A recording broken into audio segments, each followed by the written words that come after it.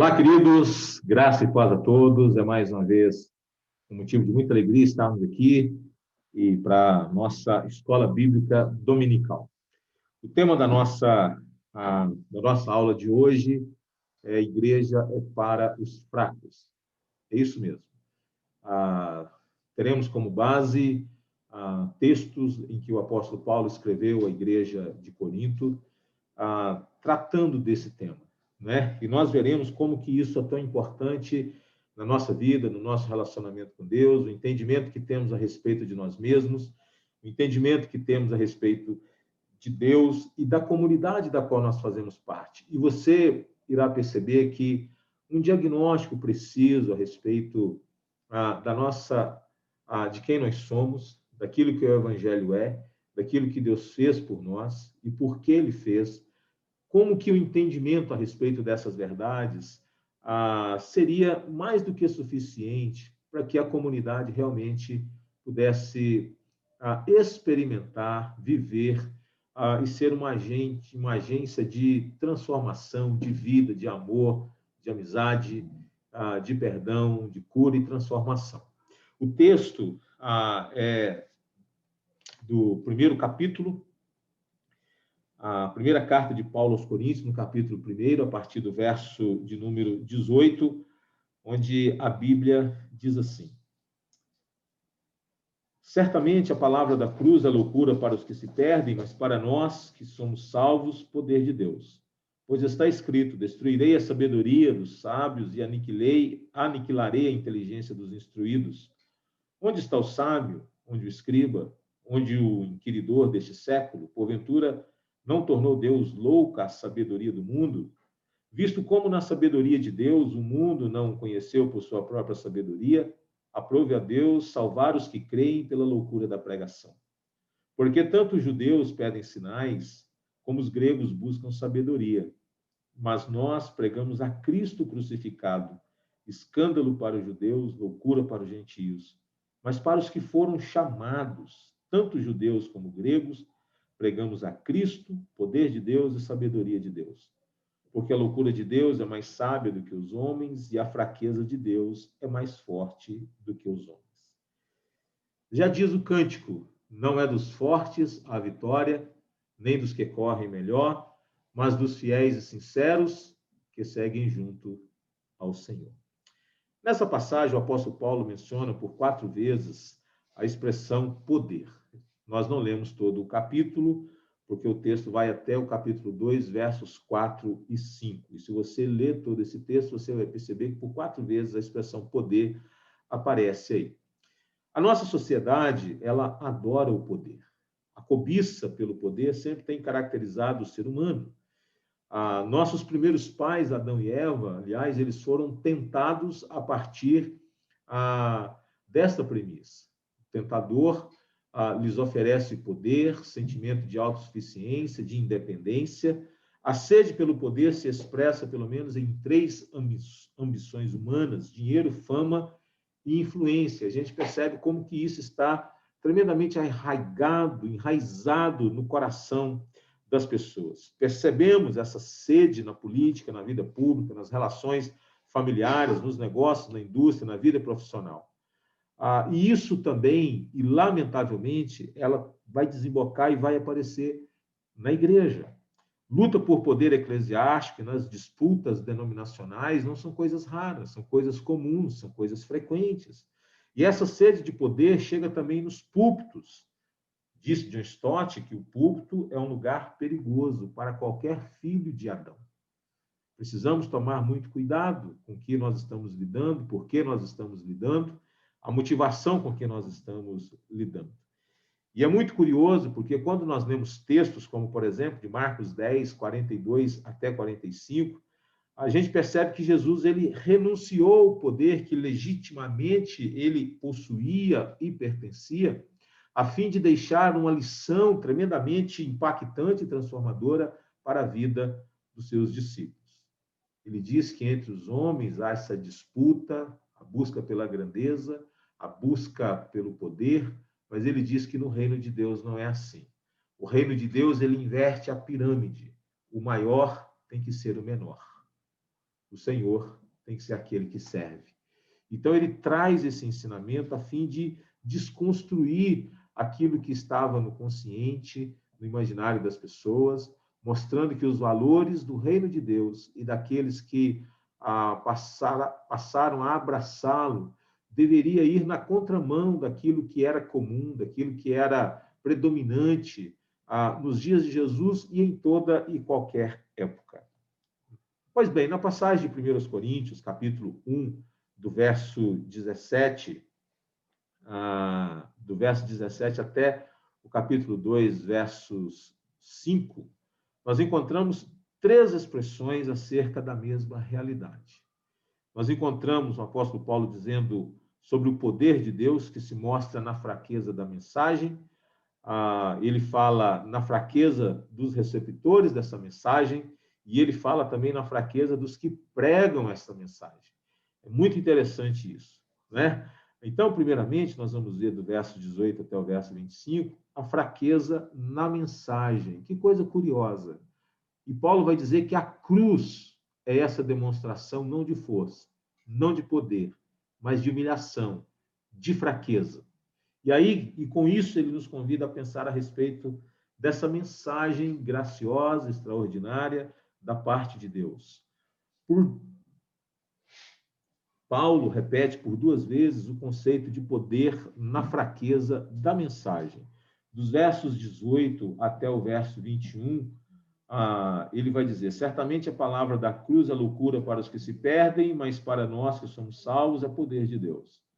Pois está escrito: destruirei a sabedoria dos sábios e aniquilarei a inteligência dos instruídos. Onde está o sábio? Onde o escriba? Onde o inquiridor desse século? Porventura não tornou Deus louca a sabedoria do mundo? Visto como na sabedoria de Deus o mundo não o conheceu por sua própria sabedoria, aprove a Deus salvar os que creem pela loucura da pregação. E dos versos 22 até o verso 25, ele diz: porque tanto os judeus pedem sinais, como os gregos buscam sabedoria, mas nós pregamos a Cristo crucificado, escândalo para os judeus, loucura para os gentios. Mas para os que foram chamados, tanto judeus como gregos, pregamos a Cristo, poder de Deus e sabedoria de Deus. Porque a loucura de Deus é mais sábia do que a dos homens e a fraqueza de Deus mais forte do que a dos homens. Ou seja, ambos começam com uma referência à cruz.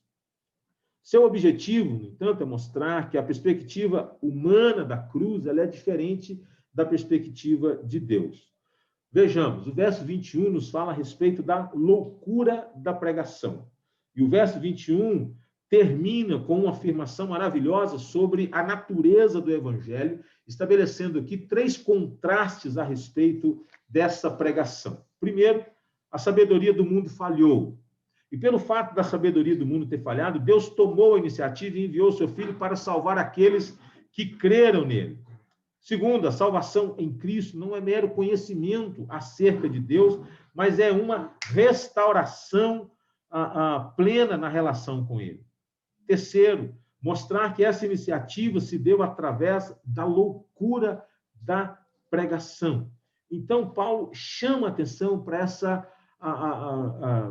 para este elemento, para este instrumento, que era totalmente oposta àquilo que as pessoas pensavam, imaginavam, desejavam e esperavam, mostrando o entendimento predominante e mostrando o que Deus fez diante de expectativas, diante de entendimentos, diante de pensamentos. Deus agiu totalmente na contramão daquilo que as pessoas pensavam, especulavam, imaginavam. A cruz era algo totalmente diferente de tudo aquilo que tanto judeus quanto gregos pensavam. A cruz, do ponto de vista humano, contrariou a ambos. A cruz, do ponto de vista divino, ela não encontrou espaço no coração, na mente, no entendimento, na imaginação, nem dos religiosos, que eram os judeus, nem dos filósofos e os sábios daquela época, que eram os gregos. E aí, então, nós temos do verso 22 até o verso 25, nós temos a loucura da pregação. Ou seja, Deus mostra a sua sabedoria através de uma loucura. As coisas de Deus, diz a Bíblia, para o homem natural, elas são loucura. Não dá para entender, não dá para discernir, só mesmo pelo Espírito Santo de Deus para a gente ter compreensão, ter entendimento a respeito dessas verdades. Por quê? Porque é na cruz, com toda a sua fraqueza, que Deus mostra o seu poder. E nós precisamos entender isso. Às vezes nós entramos numa competitividade a fim de mostrar quem é maior, a fim de mostrar quem é melhor, a fim de mostrar quem sabe mais, a fim de mostrar quem tem mais, a fim de mostrar quem pode mais. A cruz, ela vai no âmago dessas questões e ela desconstrói todas estas tendências carnais humanas que nós temos. Os judeus pediam sinais e milagres, porque eles esperavam um Messias político, um Messias com recursos militares, um recurso que haveria de resgatar aquele poderio, aquela expansão territorial, aquela autonomia bélica, política que existiu nos tempos do rei Davi. Então, eles imaginavam que o Messias viria com essa força. Cada vez que um líder revolucionário se apresentava como Messias, o que os judeus lhe faziam é pedir a ele quais seriam as suas credenciais que pudessem ser capazes de dar a ele credibilidade, legitimidade. Os judeus esperavam poder, não fraqueza. O Cristo crucificado era um tropeço para as suas expectativas, porque imaginavam um líder poderoso cavalgando à frente de um grande exército, numeroso, vitorioso. O homem de Nazaré, crucificado, era um verdadeiro insulto ao orgulho nacional. Não era o que eles esperavam, não era o que eles imaginavam, aquilo contrariava totalmente as suas perspectivas, as suas expectativas. Os gregos, diferentemente, esperavam demonstração de sabedoria. Estavam sempre preparados para escutar cada nova teoria e comprovar se era razoável para a lógica humana. Para os judeus, a cruz era expressão de fraqueza, ao passo que para os gentios era expressão de loucura. Como compreender? Como entender? Como aceitar? Como explicar? Era difícil, não é? Este método divino que constantemente ele vai na contramão daquilo que as pessoas estão imaginando, idealizando, almejando e aspirando. A cruz era algo tão horroroso, queridos, tão vexatório, tão vergonhoso, porque aqueles que eram crucificados, os seus nomes sequer apareciam nos noticiários daqueles dias. A cruz ou a crucificação era algo tão vexatório, tão vergonhoso, que as pessoas sequer deveriam presenciar uma crucificação, ou sequer falar sobre ela, ou nem ainda considerá-la em suas imaginações. Era algo abominável, era algo desprezível, era algo não só humilhante, mas aquilo era o ápice da vergonha. Não se falava, não se pensava, não conversava sobre ela, pelo contrário. As pessoas que eram crucificadas eram consideradas como talvez pessoas sem nenhuma capacidade, sem nenhum valor, pessoas que não fossem consideradas dignas de serem ressocializadas, de viverem em comunidade. Tamanha era a vergonha que pairava sobre aqueles que eram crucificados. Imagine a família de um crucificado. Você já parou para pensar na família de um crucificado?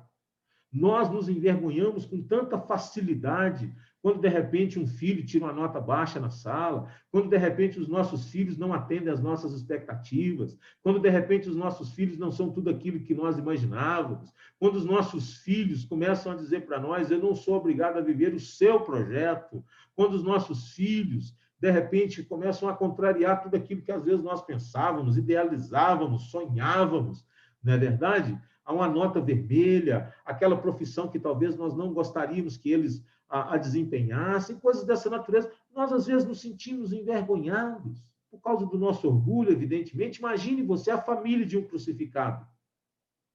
Imagine o que acontecia, não é? Imagine a família do nosso Salvador, sua mãe, seus irmãos. Que situação, quanta vergonha. não é? Quanta humilhação, quanto bullying, quanto olhares, eis ali a mãe daquele que foi crucificado, não é? Então, eram coisas assim realmente horrendas, horríveis. Era algo horroroso demais. Um cidadão não devia sequer, presta atenção, presenciar. Presenciar. Então, por que nós destacamos a cruz? Lembrando que nós estamos aqui seguindo um esboço, conforme John Stott, escrevendo sobre marcas de uma igreja viva, de uma igreja cheia do Espírito Santo.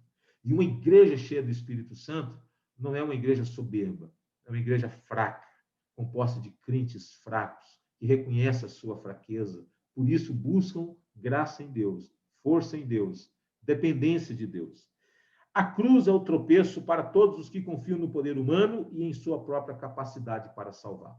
Lembra, por exemplo, daquele jovem rico que chegou para Jesus e diz: bom mestre, o que eu vou fazer? O que devo eu fazer de bom para alcançar a vida eterna?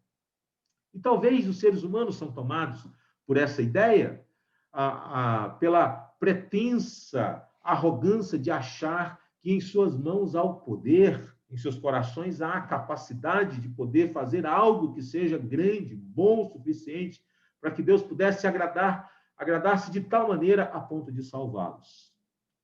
Mas não, queridos, não é isso que a Bíblia diz. A cruz é tropeço para os que confiam na sua própria moralidade. É loucura para aqueles que confiam em sua própria capacidade intelectual. São ambientes, são terrenos, são situações totalmente distintas. Aqueles que acham que pelo fato de serem pessoas do ponto de vista moral, pessoas boas, não é? Com tantas virtudes, outros com uma capacidade intelectual tão avançada, tão evoluída, mas nada disso é suficiente. Pelo contrário, a Bíblia, a cruz, ela desconstrói todo esse entendimento. Ela humilha o ser humano, ela humilha a nossa intelectualidade, ela desfaz a nossa moralidade, ela estilhaça tudo isso e ela nos coloca numa situação de humilhação. É por isso que salvação é para os fracos. Por isso que igreja é também para os fracos. Por isso que a igreja que Deus usa não é a igreja altiva, não, é a igreja quebrantada, é a igreja humilde. Então veja bem, na cruz, Deus expressa ao mesmo tempo a sua justiça e ao seu amor. Essa não é uma questão difícil de ser tratada, porque como que Deus vai ser justo, mas ao mesmo tempo ele vai demonstrar compaixão? Então a cruz é este método divino. A cruz é esta solução de Deus. A cruz é esta alternativa para que Deus pudesse ser ao mesmo tempo justo, ou seja, tratar o pecado, tá certo? Mas, ao mesmo tempo, ser compassivo, bondoso, gracioso, amoroso. Na cruz, Deus foi, ao mesmo tempo, justo, mas, ao mesmo tempo, ele é justificador. Ao mesmo tempo, ele tratou seriamente com o pecado, ele puniu o pecado, o salário do pecado é a morte, mas louvado seja Deus, porque na cruz o dom gratuito de Deus é a vida eterna em Cristo Jesus, nosso Senhor. Na cruz, Deus tratou com o pecado de tal maneira ao dizer e ao nos mostrar a seriedade desse pecado, mas ao mesmo tempo em mostrar a grandeza dos efeitos danosos do pecado, ele mostrou a sua face graciosa, amorosa, perdoadora, restauradora, reconciliadora. A cruz, a justiça e a justificação. A punição e a redenção. A morte e a vida. Louvado seja Deus. Mas há uma segunda coisa, porque a Bíblia não apresenta apenas a fraqueza na mensagem, mas ela fala também da fraqueza dos crentes. Poder na fraqueza dos crentes. Olha que coisa interessante. Dos versos 26 até o verso 31, olha o que diz a Bíblia. Irmãos, reparai, pois, na vossa vocação visto que não foram chamados muitos sábios segundo a carne, nem muitos poderosos, nem muitos de nobre nascimento. Pelo contrário, Deus escolheu as coisas loucas do mundo para envergonhar os sábios, e escolheu as coisas fracas do mundo para envergonhar as fortes. E Deus escolheu as coisas humildes do mundo e as desprezadas e aquelas que não são para reduzir a nada as que são, a fim de que ninguém se vanglorie na presença de Deus. Mas vós sois dele, em Cristo Jesus, o qual se nos tornou da parte de Deus sabedoria e justiça e santificação e redenção, para que, como está escrito, aquele que se gloria, glorie-se no Senhor. Veja bem, eu fico sempre impressionado com a comunidade na qual a gente faz parte. É muito interessante a gente que às vezes está à frente para pregar, para cantar, para falar. Você olha para a igreja e você vê assim uma diferença tão grande de pessoas, de personalidades. Você tem pessoas com profissões tão distintas, tão diferentes, pessoas com personalidades tão distintas, tão diferentes. Eu me encanto com isso. Eu fico maravilhado. E a igreja é algo que, de coração, irmãos, ela me encanta muito. Eu vejo uma beleza tão grande na obra de Jesus, em colocar pessoas tão diferentes, ocupando o mesmo espaço, professando a mesma fé. E aqui Paulo fala um pouco a respeito disso. Ele procura mostrar que esse evangelho, essa cruz, que é loucura, né, para judeus e gentios, ele procura mostrar os efeitos disso. E ele procura mostrar por que não deve haver espaço para o orgulho, para a soberba, por que não deve haver espaço para a arrogância, por que não deve haver espaço para complexo de superioridade, por que nós não podemos nos desfazer de ninguém, menosprezar as pessoas, por que nós não podemos fazer acepção de pessoas, por que nós não podemos nos sentir maiores ou melhores, por que nós não podemos abraçar a ideia de que somos uma elite, de que somos mais importantes, é por isso que Deus nos salvou, por que nós não podemos aderir àquela ideia de que nós somos uma espécie privilegiada, no sentido disso, de que Deus nos salvou porque nós éramos especiais. Não, de maneira nenhuma. E a Bíblia, então, nos convida a um choque de realidade, a uma experiência epistemológica, né? A algo que você possa olhar, verificar, constatar, tirar as suas conclusões e dizer, puxa vida, é verdade. A igreja é uma demonstração clara da loucura de Deus. A igreja é uma demonstração clara do poder de Deus. A igreja é uma demonstração clara do poder na fraqueza da mensagem, que contraria toda a lógica humana, porque nenhum ser humano usaria deste elemento a fim de transformar na vida de ninguém, de atrair ninguém. Atrair as pessoas com a cruz, atrair as pessoas com a crucificação, atrair as pessoas com a morte de uma pessoa de maneira tão vexatória, tão humilhante, tão ultrajante, de algo que sequer era mencionado, que sequer era orientado para que fosse presenciado, noticiado, dado detalhes. Imagina, jamais. Que ser humano ia adotar um negócio desse? Mas Deus o fez. Deus adotou. Esse foi o método de Deus. Porque Deus sabe que, da perspectiva humana, isso era totalmente descabido. A fim de ficar claro, irmãos, que a salvação jamais será por qualquer pretensão, por qualquer ideia, por qualquer vontade, por qualquer despertamento do coração humano, mas ela se dá absolutamente e absurdamente por causa desse método maluco de Deus de salvar pessoas. A cruz não é apenas o poder, a fraqueza na mensagem, mas a cruz é também poder na fraqueza dos crentes, porque do verso 26 até o verso 31, nós vemos o perfil das pessoas que foram chamados, o perfil das pessoas alcançadas, o perfil das pessoas que faziam parte daquela comunidade, o perfil das pessoas que foram alcançados por esse evangelho. Deus não apenas escolheu mostrar o seu poder na fraqueza da mensagem, como também na fraqueza de quem recebe a mensagem. Quem são esses que abraçaram essa mensagem? Quem são esses que se renderam a essa mensagem? Quem são esses que estão confessando Jesus Cristo? Quem são esses que estão abraçando este evangelho? É muito legal, é muito bonito quando nós olhamos para um templo maravilhoso, bonito, nós vemos pessoas parando ali à frente, com seus carros maravilhosos, pessoas da alta sociedade. A Deus seja glória pelo que o evangelho faz na vida das pessoas. Mas, irmãos, é também maravilhoso a gente perceber que nem sempre foi assim, que a maioria das pessoas eram gente simples, como era na igreja de Corinto.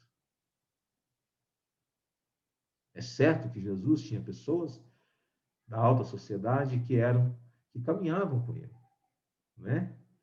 Que caminhavam com ele, mas a igreja, muitas das vezes, ela é composta, na sua maioria, de gente simples, como é o caso aqui de Corinto. Dos versos 27 a 28, percebe?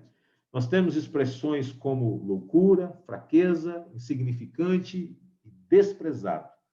Olha só, pelo contrário, Deus escolheu as coisas loucas do mundo para envergonhar os sábios e escolheu as coisas fracas do mundo para envergonhar as fortes. Deus escolheu as coisas humildes, desprezadas, e aquelas que não são, para reduzir a nada as que são, ou seja, só Cristo nos é sabedoria, justificação, santificação e redenção.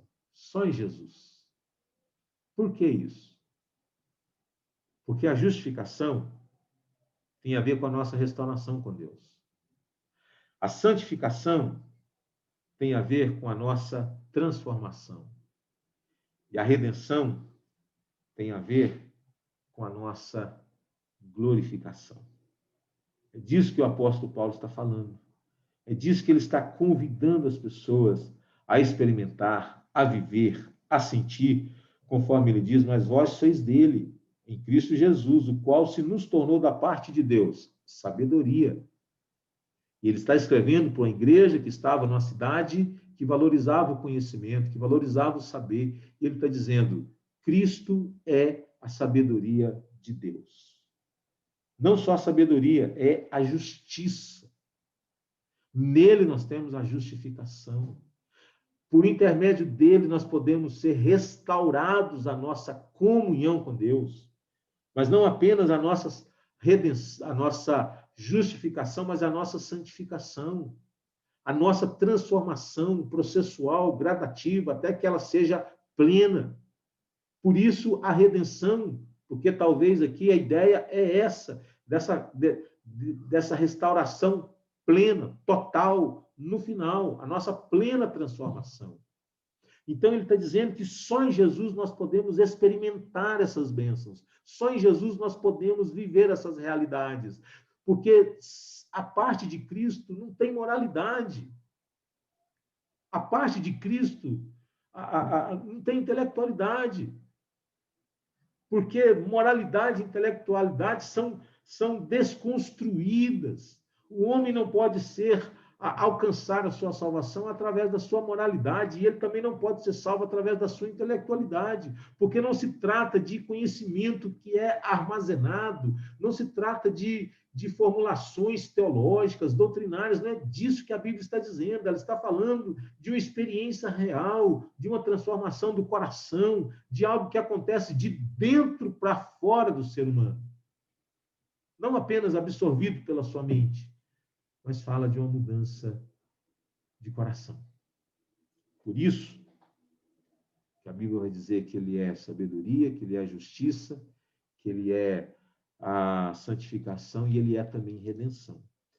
E aí, queridos, no verso 31, é uma citação de Jeremias, capítulo 9, verso 23 e 24, onde ele diz assim, no verso 31, para que, como está escrito, aquele que se glorie-se no Senhor. Por quê? Porque se alguém possuía algo, se era de nobre nascimento, porque existia, não eram muitos, mas eles estavam lá. Não foi por causa da sua intelectualidade, foi por causa da graça de Deus. E aquele que não tinha nada a oferecer, né? Que não era nem uma coisa nem outra, não era nem intelectual, não era também forte, ele também ia se gloriar no Senhor, porque ele não tinha nada a oferecer. Não era um ser moral, não era um ser intelectual, e ele então só podia se alegrar em Deus mesmo, não é verdade? Então, aquele que se glorie, glorie-se no Senhor. Ou seja, a maioria dos convertidos de Corinto pertencia aos níveis mais baixos da sociedade. A maioria dos que aceitaram o evangelho eram incultos, pobres, socialmente excluídos, eram os escravos da época, não é? Então, são situações tremendamente contrárias àquilo que, às vezes, nós pensamos. Este evangelho chegou na cidade, este evangelho transformou vidas, este evangelho alcançou vidas, a fim de deixar claro que a única alternativa que temos é nos gloriar em Cristo, por aquilo que ele fez por nós, por aquilo que ele fez em nós. Por isso que a cruz é um convite ao esvaziamento. Não foi isso que Cristo fez? Ele esvaziou-se. Ele não se apegou àquilo que ele era, àquilo que ele possuía. É o Senhor que se fez servo. E a Bíblia diz que nós precisamos experimentar o mesmo. Para receber essa salvação, nós precisamos nos esvaziar. Precisamos morrer para nós mesmos. Nós precisamos olhar para nós e dizer: a minha moralidade não resolve. E o intelectual precisa dizer: a minha intelectualidade também não. É só Jesus. É só a graça de Deus. E a Bíblia, então, está nos convidando a ter este choque de realidade, a fim de que realmente só Deus venha a ser exaltado, só Ele venha a ser glorificado. Veja, o Evangelho, ele não exclui ninguém de ser alcançado. A ideia não é essa, não é de exclusão. A ideia é de nos ensinar sobre como receber. É essa a ideia. Não é de excluir, mas é de informar, de ensinar que para recebê-lo, nós precisamos primeiramente descer. Isso. O cristianismo é um movimento contrário de toda e qualquer religião. É Deus vindo até nós, se fazendo de carne, assumindo a forma humana. O cristianismo é isso. Deus se tornando um de nós. Deus descendo. Deus se humilhando. Para que a gente volte a Deus, precisamos fazer em direção a Deus o caminho que ele fez em relação a nós. Para sermos salvos, nós precisamos fazer o caminho que Deus fez por nós. Se humilhou. Ele se encarnou. Então, Cristo se tornou um de nós, a sua humilhação. Para que eu alcance aquilo que Cristo fez por mim, eu preciso fazer o mesmo. Eu preciso imitar a Cristo. Eu preciso me humilhar. Senão não tem salvação. Por isso que o soberbo, os orgulhosos, precisam ser quebrantados. E a cruz é o método divino para isso. Não é? Nós precisamos descer. Jesus disse que nós precisamos nos tornar como uma criança. É duro envolver em briga de criança. Fala sério. É duro. Um dia desse, por exemplo, aconteceu com o Miguel, deu uma confusão com um dos seus amigos, e aí eu conversei com aquele amigo, falei assim: olha, você não tinha o direito de fazer isso. Defendi o meu filho, né? E moral da história. Tudo certo, tudo resolvido, estão sempre brincando, estão sempre jogando bola. Pronto, passou uma borracha naquilo, vida que segue, né? Então, a gente precisa se tornar como uma criança, descomplicar, nos humilhar, desejo por aprender, dependência. Uma criança, ela não se sente capaz, ela é dependente, ela tem medo. O pai está perto, ela se sente segura. Então, para receber o reino, é assim, o poder de Deus só produz salvação nos fracos, queridos. O poder de Deus não produz salvação e transformação em quem é soberbo, nem quem é orgulhoso, nem quem é arrogante, nem quem se sente bom, nem quem se sente forte. Não, não é assim que funciona. O poder de Deus produz os efeitos necessários. Quanto mais fraco, para Deus melhor. Quanto mais fraco, mais usado. Quanto mais fraco, mais transformado. Quanto mais fraco se sente, mais usado será. É assim que funciona.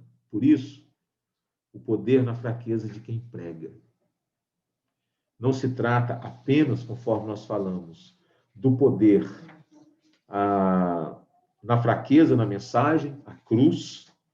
Não se trata apenas do poder na fraqueza dos crentes, mas se trata também do poder na fraqueza de quem prega. Olha só do verso 1 até o verso 5, do capítulo 2.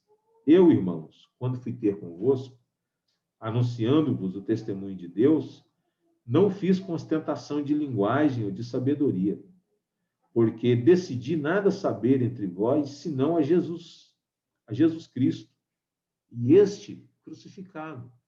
Paulo poderia muito bem usar de linguagem persuasiva, Paulo poderia muito bem usar de filosofia, Paulo poderia muito bem usar de tantos recursos àquelas pessoas, mas ele não queria ofuscar a mensagem. Às vezes nós queremos ofuscar a mensagem. Nós usamos um linguajar que não é um linguajar compatível com a mensagem. Ele mais confunde do que explica. Ele coloca mais escuridão do que luz, não é? Então ele diz, porque decidi nada saber entre vós, senão a Jesus Cristo e este crucificado. Ou seja, ele não queria fazer média com as pessoas, ele não queria se passar por intelectual, ele não queria se passar por entendido, ele não queria que as pessoas se apoiassem na sua capacidade intelectual, porque nós nos encantamos facilmente com isso. A sua mensagem foi direta, a sua mensagem foi simples, a sua mensagem foi objetiva, a sua mensagem foi cristocêntrica. Cristocêntrica. E aí ele continua. E foi em fraqueza, temor e grande tremor que eu estive entre vós. A minha palavra e a minha pregação não consistiram em linguagem persuasiva de sabedoria, mas em demonstração do Espírito de poder, para que a vossa fé... Olha só que coisa linda. Ele teve humildade na pregação da palavra, porque ele sabia da sua capacidade. E é por isso que ele diz, em nada decidi, porque decidi.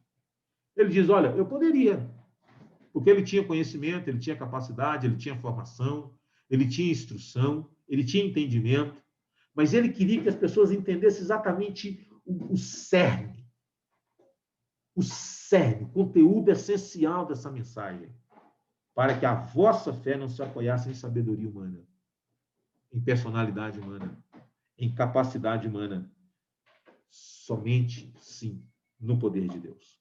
Que coisa fantástica, que coisa linda. Isto é, irmãos, tremendo. Isso aqui deveria ser suficiente para fazer com que a gente valorizasse todo e qualquer irmão que estivesse pregando.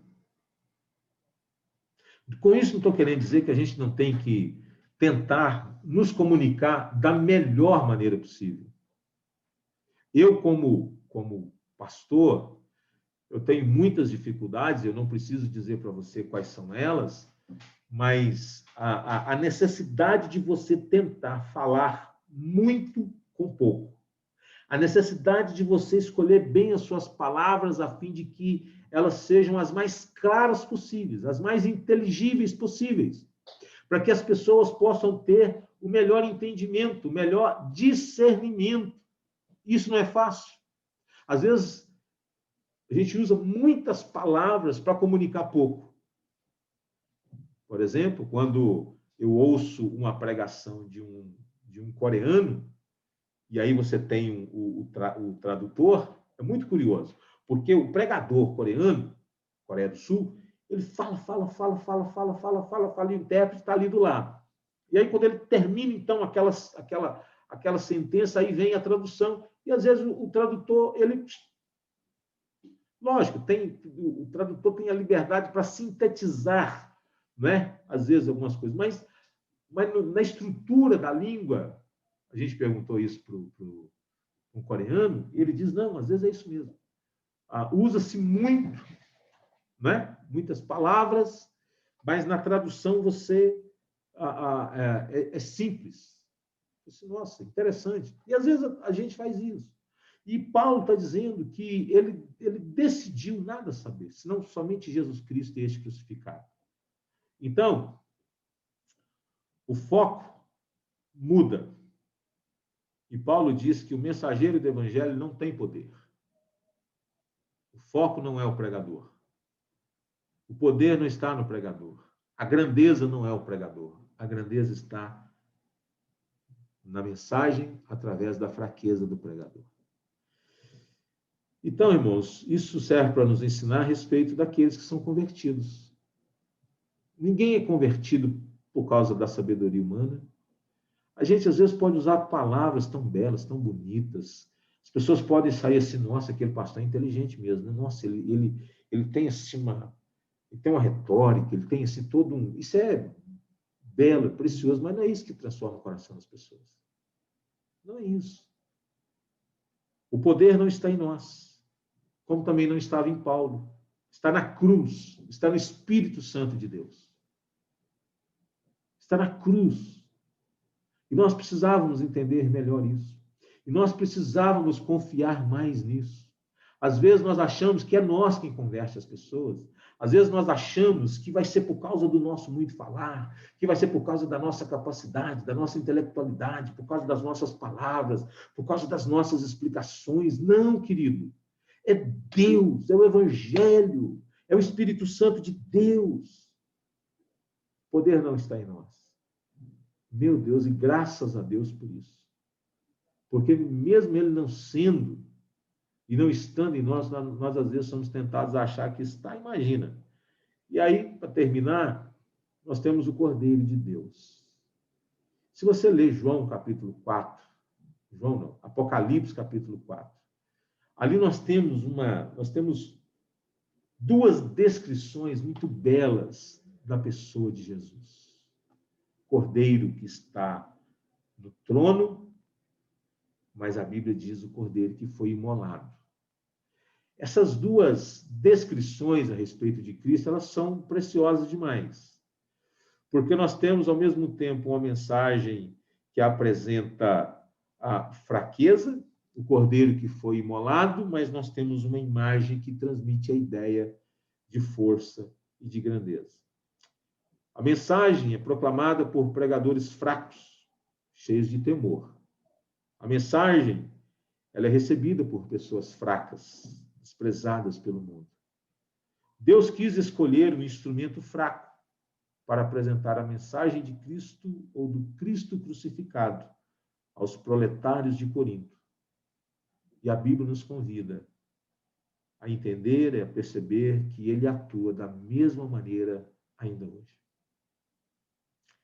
Não apenas naqueles dias, porque aquilo que Deus fez naquela igreja é o que Deus faz todos os dias na vida de pessoas. A igreja que Deus usa não é a igreja que se sente forte. Porque, às vezes, aquela que se sente forte é que vai receber a mensagem de Jesus. Tu és fraca, tu és pobre, tu és cega, tu és nu. Mas aquela que se vê como fraca, ele vai dizer, tu és forte. Deus contraria a nossa lógica. E é muito interessante nós nos atentarmos para isso. A pessoa a quem Deus vai usar não é aquela que se sente forte. Sentimentos de força são tentadores.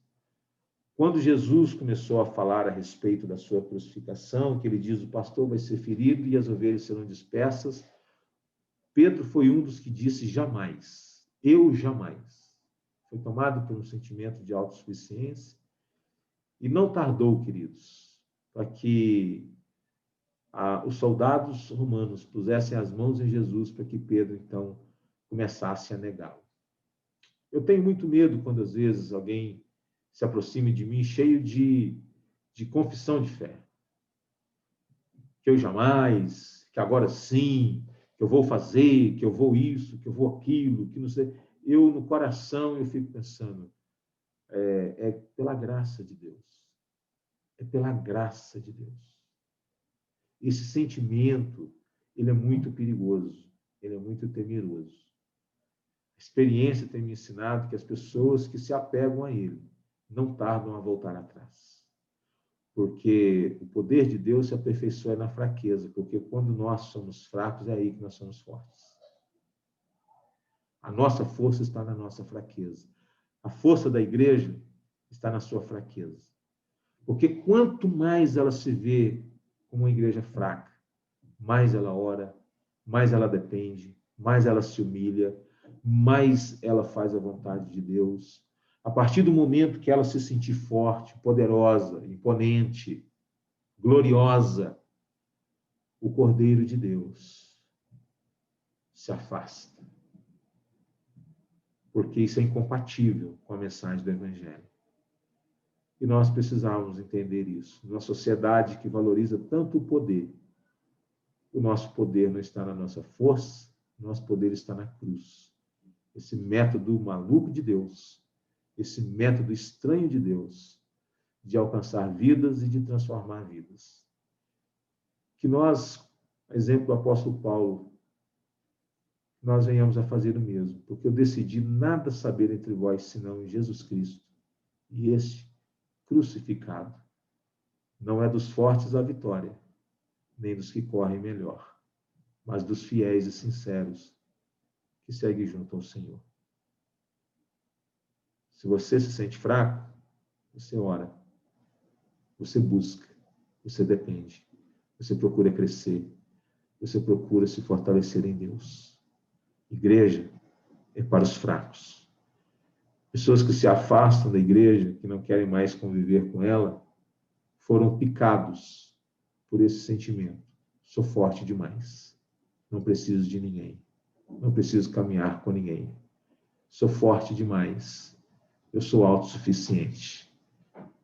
Porque a igreja é para quem tem o sentimento de que precisa caminhar juntos. Precisa abençoar e ser abençoado. Precisa ajudar e ser ajudado. Precisa amar e ser amado. Precisa orar e receber oração. Precisa estender a mão e precisa receber o braço estendido também. Igreja é isso. Sejamos essa igreja, para a glória de Deus. Deus te abençoe. Vamos orar? Obrigado, Deus, pela vida dos meus irmãos. Obrigado, Deus, pela vida da tua igreja. Igreja Presbiteriana de Osasco, Igreja Presbiteriana do Brasil, igrejas evangélicas, ó Deus, na nossa cidade, são tantas, no nosso estado, no nosso país. Oramos, Deus, por fraqueza. Oramos, Deus, não para que a igreja seja tomada por um sentimento de que ela é forte, mas que ela possa entender que a sua força está na fraqueza. Que ela possa crescer nisso. Quanto mais ela entende que é fraca, mais usada ela vai ser para contrariar toda a lógica humana de que o Senhor faz o que faz. Não é por causa dos nossos recursos, é por causa da graça, por causa do poder do Senhor, a fim de que nós venhamos tão somente a tributar-lhe glória e honra. Tem misericórdia, Senhor, trabalha em nós, nos quebrante, nos transforme, nos avives, para que a gente possa viver sempre na dependência do Senhor. Humildes, quebrantados, solidários, generosos, para a honra e glória do teu santo nome. É nossa oração, agradecidos no nome de Jesus. Amém. Obrigado, viu, irmãos. Deus te abençoe. Conceda a todos um domingo maravilhoso, em nome do Senhor Jesus. E quero fazer um convite para você, nossa irmã Mirna. Todo ano faz a campanha das sacolinhas, né? Onde a gente vai até uma comunidade carente e ali é dado uma pequena lembrancinha para as crianças. Todos os anos é dado aí as sacolas, onde as pessoas dão presentes. Esse ano vai ser diferente. O presente vai ser um panetone ou chocotone com uma caixa de bis e uma caixa de chocolate. Que criança há que não goste de receber um chocolate? Uma bala já é uma festa. Imagina uma caixinha de bis e de chocolate. Então, você pode fazer, você pode ir no supermercado aí da sua preferência, comprar um panetone, chocotone, uma caixa de chocolate, bis, deixar lá na igreja, aqui no domingo, do dia 20 no máximo, isso vai ser recolhido e vai ser direcionado a uma região carente aqui da nossa cidade. Tá bom? Temos também uma campanha de um irmão presbítero da Igreja Presbiteriana de Vila Baronesa. Ele está pedindo aí a doação de chinelos, né? Podem ser usados ou podem ser novos, do número 38 até o 42, 43, 44. Se você tem bons chinelos aí na sua casa, em bom estado, e quer doar, vai ser muito bem-vindo. Se quiser comprar também algum chinelo havaiana, vai ser também muito bem-vindo, porque os moradores de rua, eles não têm... É complicado eles usarem calçado. Às vezes os pés estão muito machucados, né? Não é fácil. Então, o chinelo, ele é um recurso mais fácil, tá bom? Então, se você puder fazê-lo, vai ser bênção demais também. No domingo do dia 20, nós vamos ter a ceia do Senhor no culto da manhã. Vai ser uma alegria poder receber a todos. Os cultos acontecem também à noite. Cuidem-se, tá bom? Cuidem-se. Em nome de Jesus, que Deus te abençoe e guarde. Dê a todos vocês um ótimo domingo, em nome do Senhor Jesus. Tchau, pessoal.